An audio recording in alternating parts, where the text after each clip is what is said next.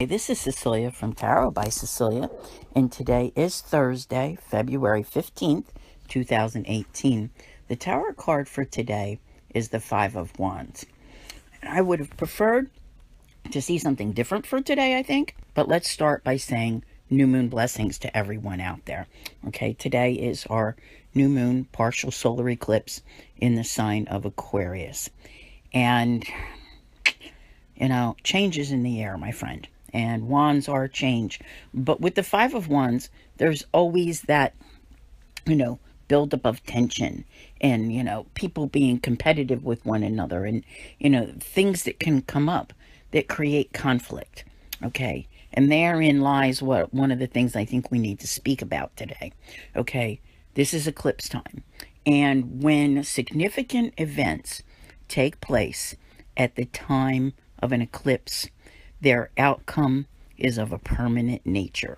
Now, you know how you always hear me talk about, like when the Queen of Swords comes up, etc., around the time of a new moon, full moon, and I'm saying, watch what you say.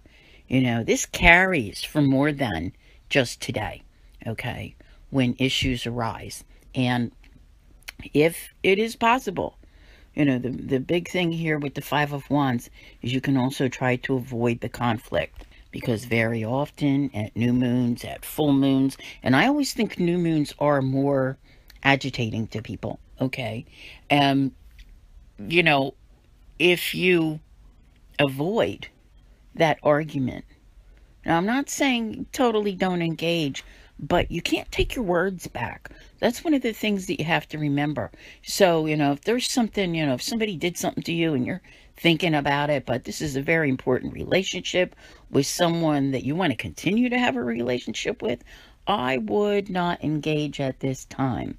I would wait for the dust to settle a little bit. See what else this person does. I mean, unless this is something that becomes do or die. Do you know what I'm saying? Because, with this moon, things are about to shift. And some of it depends upon what others do, and some of it depends upon what you do. For every action, there's a reaction, etc.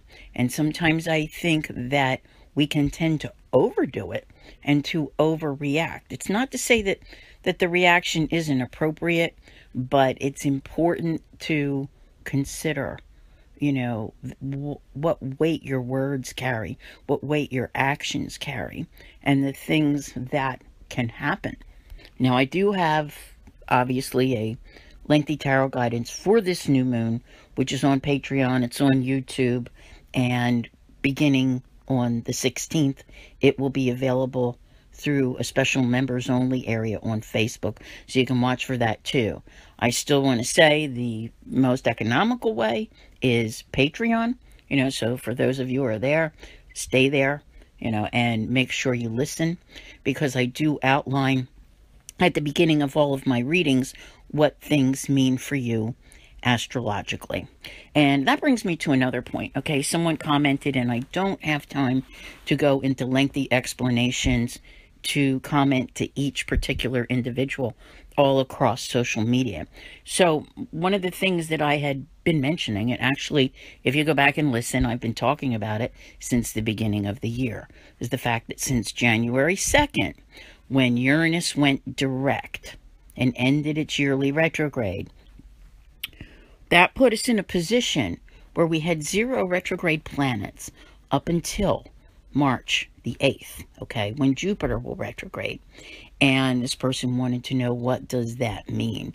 To me personally, it means this is a time to get things done. Because just like the planets appear to be going backwards when they're retrograde, so do various aspects of our lives, depending upon where they're touched upon by the retrograde. So we've had a green light since January 2nd. And if you've been just sitting on your hands, hoping and wishing that the universe was going to change things, chances are it's not. And this new moon may very well be, depending upon what you have going on personally, a time for you to really push forward and launch your dreams, to take something to the next level.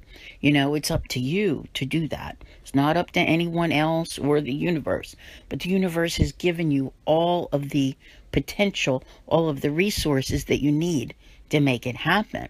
So, you know, this is a very important time. You can use this Five of Wands to increase your competitive nature. Not in a struggling kind of way, not where you got to like beat everybody out and, you know, feel like you have to be the winner. That's not the best way to compete. The best way to compete is to do the best job that you can do, whatever it is that you're working on. And this is a time of significant change, and there will be various points throughout the year when we really see those changes, you know, ramp up and things shifting. Okay, it's always that way. So sometimes we're just going da da da along our path, and then all of a sudden, you know, we have to shift gears.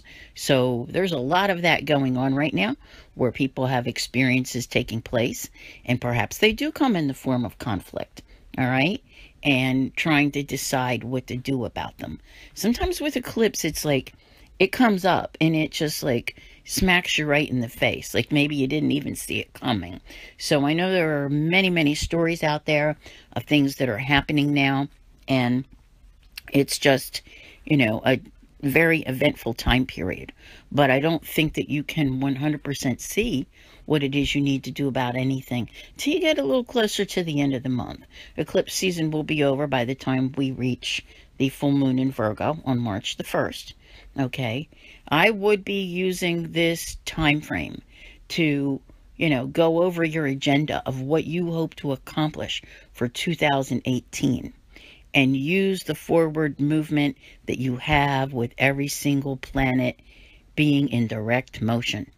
And know that you can move forward and make changes to your life. So I think I'm going to stop there. This is a pretty long one. I want to thank you all very much for listening. I'll see you here again tomorrow. Don't forget to look for the new special guidance members only area on Facebook. And I'll talk to you real soon. Take care.